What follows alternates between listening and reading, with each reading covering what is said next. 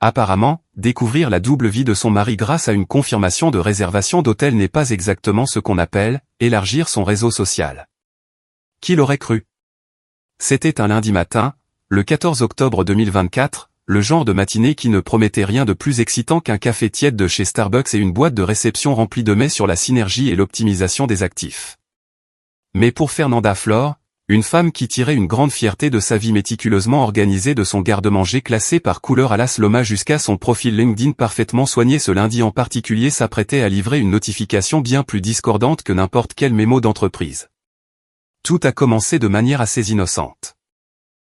Je faisais défiler mes emails personnels, supprimant les spams de promos sur les matelas et les invitations non sollicitées à des systèmes pyramidaux, lorsqu'un objet a attiré mon attention, votre prochain séjour au Resort Azul Paraíso. J'ai froncé les sourcils. Luis, mon mari depuis 12 ans, l'homme qui considérait une virée spontanée chez Home Depot comme une aventure, avait mentionné une conférence de travail à Guadalajara.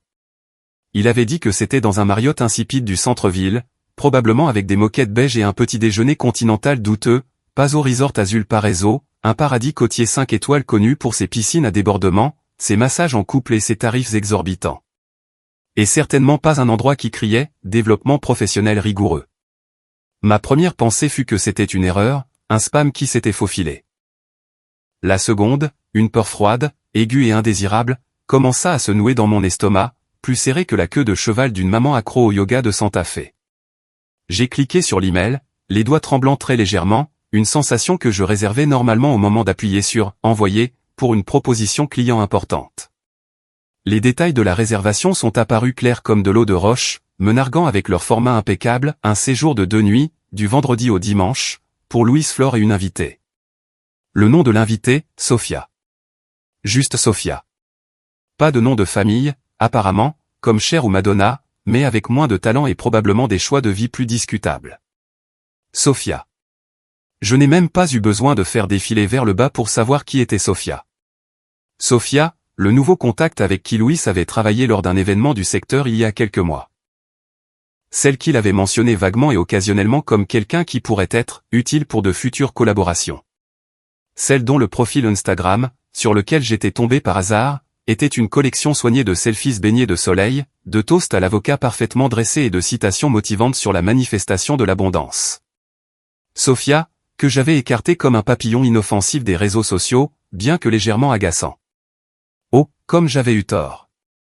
Luis, mon prévisible Luis, amoureux des feuilles de calcul, avait une liaison.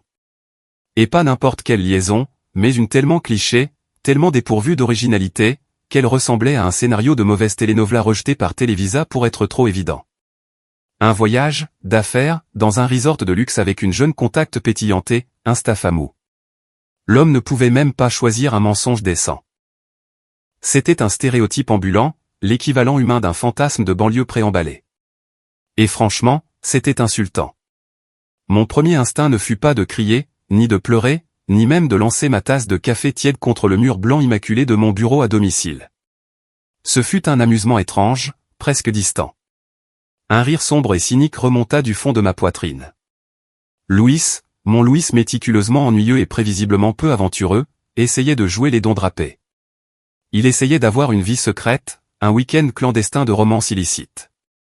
Il croyait duper sa femme sans méfiance, Fernanda Flor, directrice marketing extraordinaire, capable de repérer une narration faible à des kilomètres. Oh, chérie.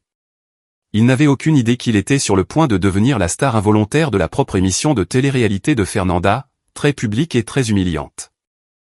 Car s'il y avait une chose que Fernanda savait faire, c'était transformer une tragédie personnelle en un spectacle inoubliable. Et Luis était sur le point d'avoir une place au premier rang pour sa propre chute, avec du popcorn et un accompagnement de Schadenfreude.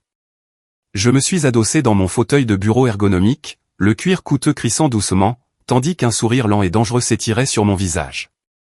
Mon esprit, qui bourdonnait généralement de stratégie marketing pour ma start-up technologique et d'échéance de projet, changeait maintenant de vitesse, bougeant à la vitesse de l'éclair. Il ne s'agissait pas seulement de l'attraper. Il s'agissait d'orchestrer une symphonie de malaise, un ballet de honte publique si exquisément chorégraphié qu'il ferait passer un spectacle de Broadway pour une soirée talent de lycée. Je n'allais pas le confronter en silence comme une ménagère éplorée dans un mauvais film des années 80. Oh que non. Fernanda Flore croyait au grand geste. Et quel geste plus grand qu'un bouquet de fleurs? Un bouquet magnifique, indéniable et totalement dévastateur, signé, bien sûr, par ta femme.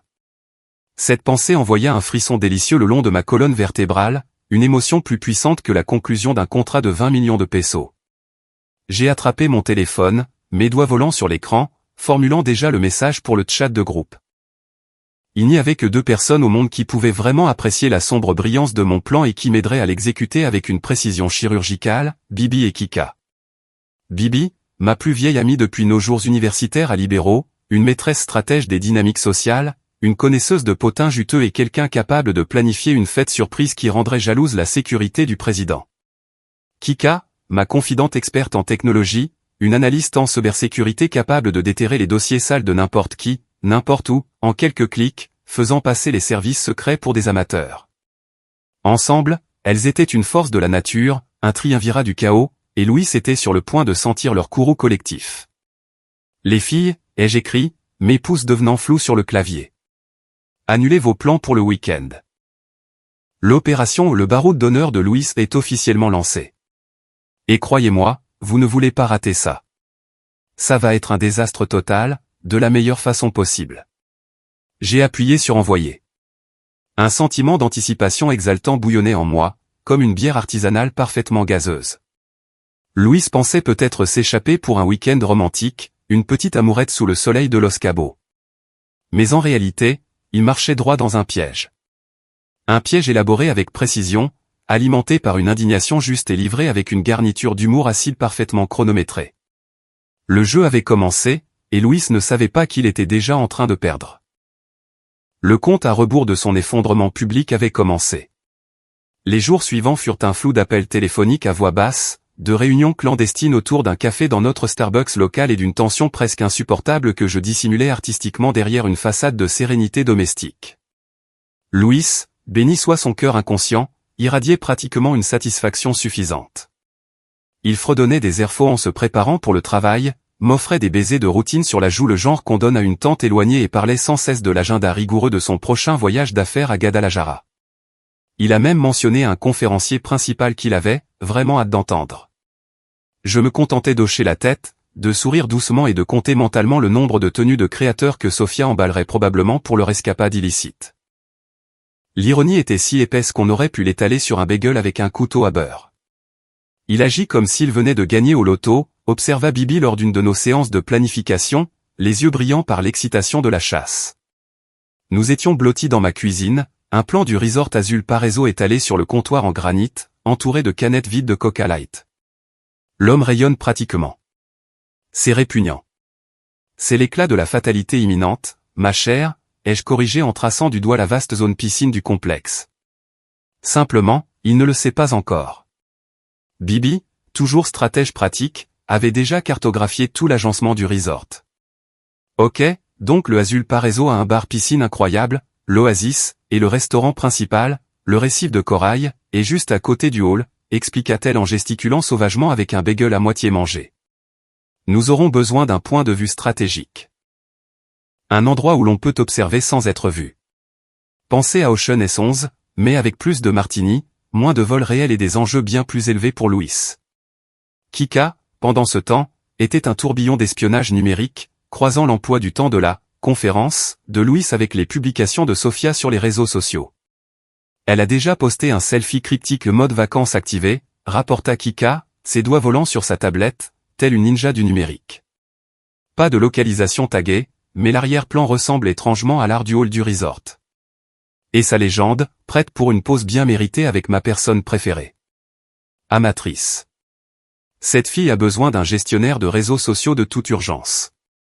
Mon rôle était de maintenir l'illusion d'une ignorance heureuse.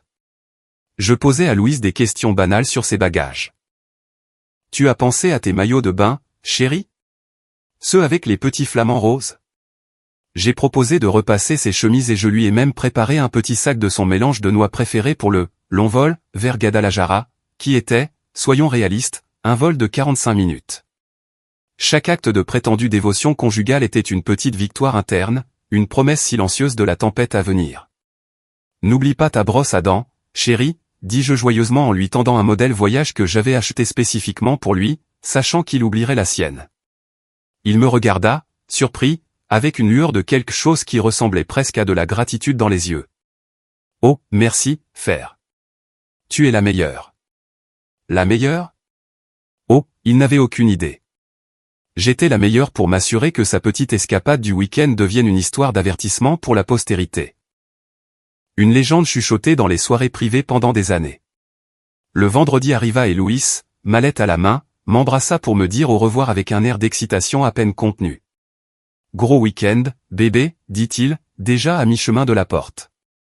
Beaucoup de networking. Ne me manque pas trop. » Je lui ai lancé un baiser, une performance parfaitement exécutée de l'épouse aimante. « Amuse-toi bien, chérie. Ne travaille pas trop dur. » La porte se ferma avec un clic et je laissai échapper une expiration lente et triomphale. Le premier acte était terminé. Le samedi matin se leva, brillant et dégagé. Une journée parfaite pour un spectacle public sous le soleil de Los Cabos. Bibi, Kika et moi sommes arrivés au resort Azul Paraíso, ressemblant à trois amies parfaitement innocentes en voyage entre filles. Je portais d'énormes lunettes de soleil qui cachaient la lueur espiègle dans mes yeux et un chapeau de paille à large bord qui criait « Je suis là pour me détendre, pas pour ruiner des vies. » Nous nous sommes enregistrés dans notre propre suite, discrètement réservée quelques étages en dessous de celle de Louis et Sophia, nous assurant d'avoir une vue privilégiée sur la zone piscine et les couloirs principaux. « Très bien, mesdames », annonça Bibi en sortant une paire de jumelles haute puissance de son énorme sac Carolina Herrera. L'opération au danger au bord de la piscine est lancée. Que les jeux commencent. Depuis notre balcon, nous avions un point de vue parfait sur la vaste terrasse de la piscine du complexe, une mer de chaises longues et de cabanes. Il ne nous fallut pas longtemps pour les repérer. Louis, ayant l'air ridiculement content de lui dans un maillot de bain un peu trop serré, celui avec les petits flamants roses, naturellement se prélassait sur une chaise longue, essayant de lire un magazine d'affaires. Sophia, dans un bikini minuscule qui laissait peu de place à l'imagination, riait de quelque chose qu'il disait puis l'éclaboussait joyeusement. Ils se tenaient la main, chuchotaient des secrets, complètement inconscients des trois perdus qui observaient chacun de leurs mouvements comme une équipe de surveillance d'un mauvais film d'espionnage. « Oh, regardez-les » murmura Kika en ajustant ses lunettes de soleil de créateur. Une mine de léger dégoût sur le visage. Tellement amoureux. C'est presque à vomir. On dirait un homme d'âge moyen essayant de revivre son spring break universitaire. Presque, acquiesçai-je, en prenant une longue gorgée lente de mon mimosa. Mais aussi profondément satisfaisant. Il croit qu'il s'en tire à bon compte. Il pense être invisible, juste un autre visage dans la foule d'un resort. Il est sur le point d'apprendre que dans ce resort, il n'y a pas de secret, surtout pas pour sa femme. Nous avons passé la journée à observer, faisant des commentaires sarcastiques et échangeant occasionnellement des regards complices qui en disaient long. Louis, dans sa tentative désespérée de paraître jeune et insouciant pour Sophia, a même essayé de jouer au beach volley, ce qui a entraîné une chute face contre terre dans le sable embarrassante, obligeant Bibi et Kika à étouffer leur rire derrière leurs grandes lunettes. Il essaie trop fort, chuchota Bibi en essuyant une larme de rire. C'est tragique, vraiment. On dirait un accident de train. À mesure que l'après-midi avançait, je ressentais un étrange mélange d'émotions. La piqûre initiale de la trahison s'était atténuée, remplacée par un sentiment croissant de pouvoir. Il ne s'agissait pas seulement de se venger. Il s'agissait de reprendre le contrôle de mon histoire, de transformer ma douleur en chute comique. J'observais Louis, si pris dans sa pathétique fantaisie, et je réalisais à quel point il était petit, en réalité. C'était un homme poursuivant une illusion fugace, une tentative désespérée de retrouver une jeunesse perdue, alors que j'étais sur le point d'orchestrer un moment qui le définirait, non seulement pour moi, mais pour tous ceux qui l'entouraient. Alors que le soleil commençait à plonger sous l'horizon, projetant une lueur dorée sur le complexe, je fis mes derniers préparatifs. La scène était prête, les acteurs étaient en place et l'événement principal n'était plus qu'à quelques heures. Louis n'avait aucune idée que sa petite comédie romantique privée était sur le point de se transformer en un documentaire très public et très humiliant. Tandis que le crépuscule s'installait sur l'Azul Paraíso, un bourdonnement palpable d'anticipation remplissait ma suite. L'air crépitait d'un mélange de nervosité d'avant-spectacle et de l'arôme enivrant d'un parfum coûteux. Je me tenais devant le miroir en pied, lissant la soie vert émeraude de ma robe. Elle brillait sous l'éclairage doux, s'ajustant aux bons endroits, un témoignage silencieux de ma détermination inébranlable. Louis avait toujours adoré cette robe, disant « Elle fait briller tes yeux comme le ciel nocturne de Basse-Californie ». Un fait qui ajoutait maintenant une couche d'ironie délicieuse, presque poétique, à ma tenue. Ce soir, je ne m'habillais pas pour lui. Je m'habillais pour moi-même, pour ma liberté et pour la pure joie non frelatée de voir son monde soigneusement construit imploser. Bibi, toujours la stratège, passait méticuleusement en revue l'agencement du récif de corail, le bar-restaurant chic du resort. Ok, donc notre table est ici, pointa-t-elle sur une carte numérique sur sa tablette, zoomant avec une précision chirurgicale, juste à côté de la fenêtre avec une ligne de vue claire vers l'entrée et, plus important encore, vers la zone du bar où ils s'assoiront probablement. C'est un point d'observation privilégié, ma chère. Comme des sièges au premier rang pour un incendie de poubelle très exclusif et très public. Kika, pendant ce temps, faisait une dernière vérification des détails de la livraison du bouquet. Confirmé, annonça-t-elle, sa voix comme un ronronnement bas, telle une machine bien huilée. De magnifiques roses rouges, 2 douzaines, livrées précisément à 20h30. Et la carte pour Louis avec « Tout mon amour, ta femme ». Pas de marge d'erreur, pas de place pour le déni. Ça va le frapper comme un camion sur le périphérique. La beauté de ce plan, réalisé n'était pas seulement l'humiliation publique. C'était la guerre psychologique. Louis, l'homme qui se targuait de sa discrétion et de son professionnalisme, qui devait toujours maintenir une image immaculée, était sur le point de voir toute sa façade s'effondrer avec une seule livraison parfaitement chronométrée. Il ne pourrait pas s'en sortir par la parole. Sophia ne pourrait pas l'ignorer. C'était une campagne marketing parfaitement conçue pour le désastre, et Louis était le produit involontaire sur le point d'être lancé vers un échec spectaculaire. Tu sais, réfléchit Bibi en agitant un verre d'eau gazeuse. C'est bien plus satisfaisant que de simplement lui crier dessus. C'est de l'art. L'art de la cuisson lente, la frappe stratégique. C'est comme une masterclass de vengeance passivo-agressive, mais avec une vraie agression. Exactement, approuvai-je, mes yeux brillant d'une lueur dangereuse. Crier, c'est pour les amateurs. Je suis une pro. Je crois en la précision.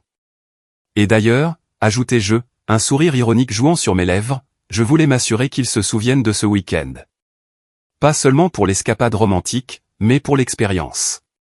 Il a toujours été si doué pour oublier les vérités inconfortables. Je connaissais Louis. C'était une créature d'habitude, un homme qui détestait la confrontation et qui valorisait sa réputation par-dessus tout, surtout au sein de ses cercles sociaux à Mexico. Il ne s'agissait pas seulement d'exposer son infidélité. Il s'agissait d'exposer sa nature pathétique et lâche devant la seule personne qu'il essayait d'impressionner, Sophia, et devant tous les autres dans cet établissement haut de gamme. Nous nous sommes dirigés vers le récif de corail, une image d'élégance sophistiquée. J'avais l'impression de marcher vers une scène, chaque pas délibéré, chaque respiration contrôlée. Le bar bourdonnait déjà, rempli du murmure grave des conversations, du tintement des verres coûteux et de la douce musique jazz qui calmait habituellement. Mais ce soir, cela ressemblait à une bande-son dramatique montant vers un crescendo. On nous installa à notre table pré-réservée, parfaitement positionnée pour observer le drame se dérouler.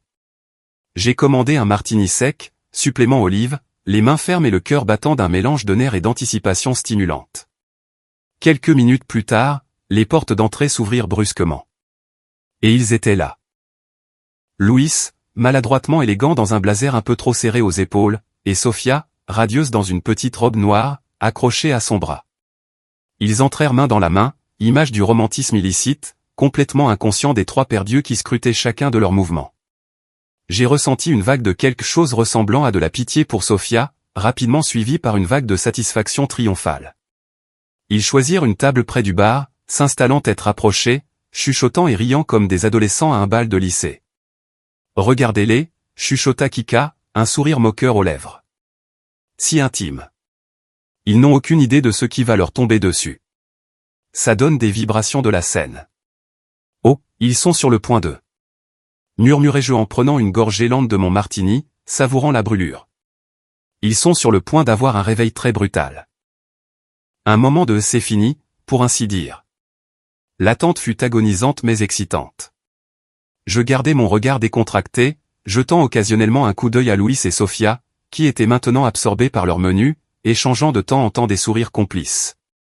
La musique du bar, généralement un fond sonore apaisant, semblait maintenant monter en tension. Chaque fois qu'un serveur passait près de leur table, mon cœur faisait un petit bond. C'était le moment de vérité, le moment où le fantasme soigneusement construit de Louis allait se briser en 1 million de petits morceaux humiliants. Je pouvais presque goûter la peur qui allait bientôt s'emparer de lui, l'humiliation publique qui le submergerait. Et moi, Fernanda Flore, j'étais là pour savourer chaque glorieuse seconde. Le rideau était sur le point de se lever, et Louis ne savait pas qu'il était la star de mon propre reality show très public et très viral. Le spectacle ou le retournement de situation, c'était moi. Le tintement des verres et le murmure des conversations dans le bar récif de corail semblèrent soudain s'estomper dans un écho lointain, remplacé par le battement amplifié de mon propre cœur. J'observais, retenant mon souffle, un serveur s'approcher de la table de Louis et Sophia. Dans ses mains, il portait un magnifique bouquet de 2 douzaines de roses rouges à longue tige, si vibrantes qu'elles semblaient briller sous l'éclairage tamisé et sophistiqué du bar. Il était précisément 20h30. Parfait. Mon timing, comme toujours, était impeccable. Louis et Sophia, au milieu d'une conversation sur ce que je ne pouvais que supposer être leur avenir, ou peut-être la meilleure façon de passer en frais professionnels un séjour dans un resort de luxe, levèrent les yeux, une lueur de surprise sur leur visage. Le serveur, avec un sourire poli, presque théâtral, présenta le bouquet directement à Sophia. Pour Louis, annonça-t-il, sa voix claire et résonnante. Avec une carte. Sophia, clairement ravie et peut-être un peu confuse de recevoir des fleurs destinées à Louis, prit le bouquet, les yeux écarquillés par un mélange de plaisir et de curiosité. Louis, quant à lui, semblait totalement déconcerté. Il regarda Sophia, puis les roses, fronçant légèrement les sourcils comme s'il essayait de résoudre une équation particulièrement complexe. Sophia, avec un sourire vertigineux qui se transforma rapidement en toute autre chose, sortit la petite carte du bouquet, ses doigts maladroits. Elle l'approcha, ses lèvres bougeant tandis qu'elle lisait l'inscription à haute voix, sa voix suffisamment forte pour être entendue dans le silence soudain et mystérieux qui était tombé sur leur voisinage immédiat. Pour Louis. Avec tout mon amour, commença-t-elle, la voix douce et innocente, puis elle marqua une pause, ses yeux s'écarquillant, son sourire vacillant, la couleur quittant son visage plus vite que les promesses d'un politicien. Sa voix tomba dans un murmure, à peine audible, mais résonnant d'une certaine manière à travers le bar silencieux comme une fléchette parfaitement visée.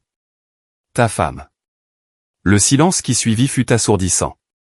Il s'étira, tendu et agonisant, pendant ce qui sembla être une éternité, mais qui ne dura probablement que 3 secondes. Chaque tête dans le bar sembla se tourner. Chaque paire d'yeux se fixa sur la table de Louis et Sophia. C'était comme une scène au ralenti d'un film de série B, mais avec des conséquences bien réelles. Le visage de Louis, qui quelques instants plus tôt était l'image d'une satisfaction détendue, se vida de toute couleur. Il passa d'un teint sain à une teinte alarmante de blanc fantomatique, comme s'il venait de voir un spectre, ou peut-être toute sa vie défiler devant ses yeux. Des gouttes de sueur apparurent immédiatement sur son front, brillant sous les lumières douces. Il ressemblait à un cerf pris dans les phares, totalement figé, ses yeux bougeant frénétiquement à travers la pièce comme s'il cherchait une issue de secours, un tunnel secret, n'importe quoi pour le faire disparaître. Sophia, d'autre part, était une étude de choc pur et non frelaté. Ses yeux, grands comme des soucoupes, étaient fixés sur Louis, une horreur lente et naissante s'étendant sur ses traits.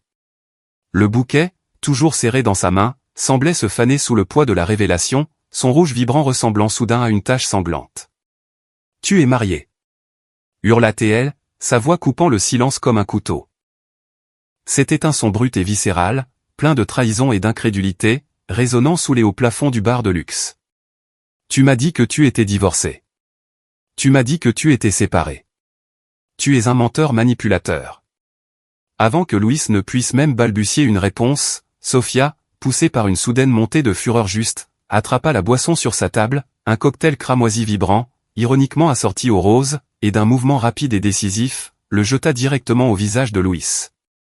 Le liquide éclaboussa son blazer immaculé, dégoulinant sur ses joues cendrées, une tache vive contre sa peau pâle. Il tressaillit, crachotant, les glaçons cliquetant sur la table dans une danse pathétique. « Je ne peux pas croire que je suis tombé dans tes mensonges. » rugit Sophia, repoussant sa chaise avec tant de force qu'elle racla bruyamment contre le sol poli, un son qui fit sursauter tout le monde. Elle se leva, la poitrine haletante, les yeux brûlants d'un mélange de rage et de profonde humiliation. « Tu es un être humain méprisable, un désastre total. » Avec un dernier regard de dégoût vers Louis, Elle fit volte-face et sortit furieuse du bar, laissant un sillage de silence stupéfait, de cocktails dégoulinants et d'illusions brisées. Les roses, maintenant abandonnées sur la table, semblaient se moquer de Louis avec leur beauté silencieuse. Louis, trempé et totalement mortifié, était assis affalé sur sa chaise, une figure pathétique de honte. Il regarda autour de lui désespérément, les yeux écarquillés par la terreur, comme s'il s'attendait à ce que le sol l'engloutisse tout entier. Ou peut-être qu'un gouffre s'ouvre et l'emporte dans une dimension parallèle où rien de tout cela ne serait arrivé. Et c'est là que son regard, frénétique et chercheur, atterrit sur ma table. Bibi, Kika et moi étions assises là, parfaitement composées, chacune avec un sourire triomphant jouant sur nos lèvres. Nous avons levé nos verres dans un toast silencieux, le tintement du cristal étant un contrepoint délicat au chaos qui venait d'éclater. Moi, d'un mouvement lent et délibéré, je levai la main et fis à Louis un petit salut, presque imperceptible, un petit geste d'adieu rempli de toute une vie d'au revoir non dit, d'anniversaire négligé, d'innombrables fois où l'on m'avait fait sentir invisible. Les yeux de Louis s'écarquillèrent encore plus, si c'était possible. Sa mâchoire tomba et toute couleur restante quitta son visage. Il regarda de moi à Bibi, puis à Kika, puis retourna à la chaise vide où Sophia s'était trouvée, et enfin au magnifique bouquet de roses, maintenant légèrement froissé, sur la table. Il me voyait enfin. Pas la femme invisible, pas la femme qu'il prenait pour acquise, mais l'architecte de sa chute très publique et très méritée. C'était un homme totalement brisé, exposé et humilié. Et moi, Fernanda Flore, j'étais là pour profiter de chaque glorieuse seconde. Ce fut le moment où sa façade soigneusement construite s'effondra, et ce fut glorieux. Les retombées de la catastrophe du récif de corail, comme Bibi la baptisa immédiatement, furent tout ce que j'avais espéré et plus encore. Sophia, fidèle à sa parole, abandonna Louis sur place. Elle sortit furieuse du bar, la tête haute malgré le spectacle public, laissant Louis se vautrer dans sa misère auto-infligée. Il resta assis à table, un désastre pathétique et trempé. La tache de cocktail cramoisi sur son blazer immaculé, un signe brut de sa honte. Les murmures étouffés des autres clients, leurs yeux naviguant entre lui et l'entrée maintenant vide, étaient une symphonie de jugement, un chœur de « Vous y croyez, à ce type ?» Eh bien, c'était certainement mémorable, commenta Kika, prenant une gorgée tranquille de sa boisson, un sourire satisfait aux lèvres. Je dirais que c'est une critique 5 étoiles pour l'opération dernier baroud de Louis. Certainement, approuvai-je, sentant un profond sentiment de calme m'envahir.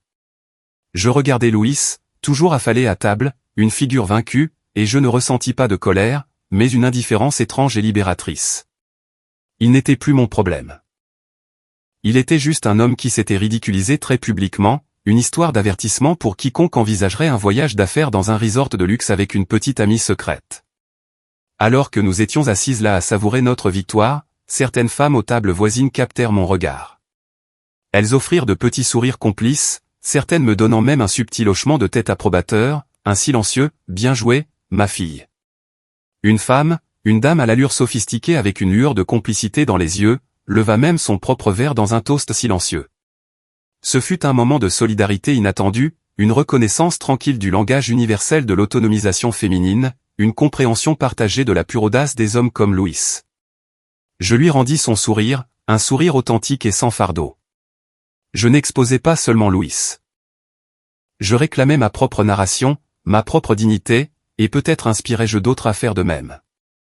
Louis, incapable de supporter le poids des regards et des chuchotements, finit par s'éclipser du bar, disparaissant dans le vaste anonymat du resort de luxe. Il était parti, évanoui, laissant derrière lui seulement l'odeur persistante de sa honte et le léger parfum des roses rouges. Plus tard, j'ai appris par un membre du personnel de l'hôtel très bavard qu'il avait fait le check-out avant l'aube, laissant derrière lui les affaires de Sophia. Certaines choses ne valent apparemment pas les frais de bagages. Bibi, Kika et moi, cependant, ne faisions que commencer. Nous avons passé le reste du week-end dans un glorieux brouillard de victoire. Nous avons commandé le service en chambre, nous nous sommes offerts des soins au spa et nous nous sommes prélassés au bord de la piscine, apercevant occasionnellement la silhouette désolée de Louis rôdant dans l'ombre, évitant tout contact visuel, ressemblant à un chiot perdu à qui l'on venait de dire qu'il ne pouvait plus avoir de friandises. Il était un fantôme dans sa propre escapade romantique, un spectre de son ancien moi arrogant. Nous avons ri. Nous avons partagé des histoires. Et nous avons trinqué au nouveau départ, à l'amitié féminine et au doux goût de la justice. Tu sais, réfléchis-je alors que nous regardions le coucher de soleil sur l'océan le dimanche après-midi, peignant le ciel de nuances orange et rose. Un coucher de soleil parfait en Basse-Californie. Pendant si longtemps, j'ai pensé que mon bonheur était lié à lui, à notre vie, à notre routine, à l'illusion de perfection dans notre maison de banlieue. Je pensais que c'était ça, le rêve américain. J'ai pris une profonde inspiration, l'air salin remplissant mes poumons, une sensation de légèreté que je n'avais pas ressentie depuis des années. Mais en le voyant aujourd'hui, en le voyant si totalement exposé, il ne s'agissait pas seulement de vengeance. Il s'agissait de réaliser que j'étais libre. Libre des mensonges, libre de la prétention, libre d'être à nouveau moi-même, libre du gaslighting constant. Bibi hocha la tête, le bras autour de mon épaule. C'est ça la vraie victoire, faire. Pas seulement lui faire payer, mais réaliser que tu n'as pas besoin de lui pour être heureuse. Tu es le personnage principal de ta propre histoire, et il n'était qu'un méchant très mineur et très oubliable. Un ressort scénaristique, en réalité. Kika, toujours pragmatique, intervint. Et très mal habillé, en plus. Ce maillot de bain flamant rose était un crime contre l'humanité. Nous avons éclaté de rire, le son résonnant à travers le balcon, léger et sans fardeau. Louis avait pensé qu'il s'embarquait dans une aventure romantique secrète. Au lieu de cela, il avait trébuché dans un piège méticuleusement planifié, orchestré par la femme même qu'il avait sous-estimée. Il avait perdu sa maîtresse, sa dignité et très possiblement son jugement. Moi, d'autre part, j'avais gagné quelque chose de bien plus précieux, ma liberté, mes amis et une histoire vraiment épique à raconter. Je savais que la procédure de divorce serait compliquée, impliquant probablement quelques rencontres gênantes au club de golf, mais je les ai affrontées avec une force nouvelle et un sens inébranlable du but. J'avais affronté ma pire peur, confronté la trahison de front et j'en étais sorti non seulement intact, mais plus forte et hilarantement triomphante. Louis avait voulu un week-end inoubliable. Fernanda Flor s'était assurée qu'il ne l'oublierait jamais, au grand jamais, et personne d'autre dans ce bar non plus.